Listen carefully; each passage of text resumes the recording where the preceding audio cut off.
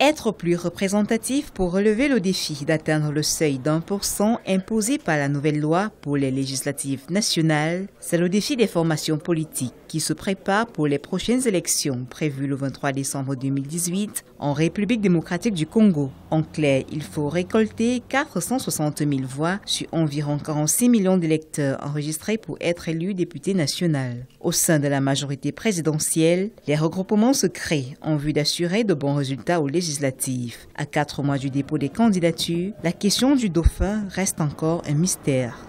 Comme vous le savez, la loi électorale qui a été adoptée par le Parlement et qui a été promulguée prévoit qu'il faut atteindre un seuil au niveau national, au niveau provincial et au niveau local pour prétendre être éligible au partage des sièges à tous les niveaux. Puisque les échéances pointent à l'horizon, nous devons nous organiser pour solliciter les suffrages auprès du peuple qui est le souverain primaire.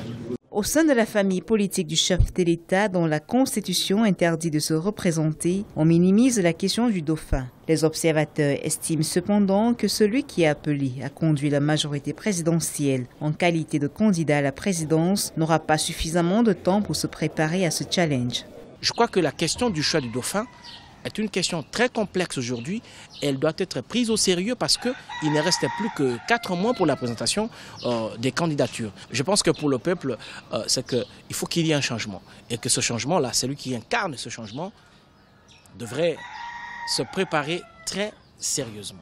Plus de 300 partis politiques composent la majorité présidentielle. En tête, le Parti du peuple pour la reconstruction et le développement qui vient d'être restructuré. Joseph Kabila occupe désormais le poste de président du parti. Celui du vice-président est encore vacant. Selon certaines sources, c'est le vice-président qui sera désigné candidat du parti à la présidentielle. Beaucoup estiment par ailleurs que l'absence d'un consensus, une candidature commune du côté de l'opposition, jouera pleinement en faveur du pouvoir en place.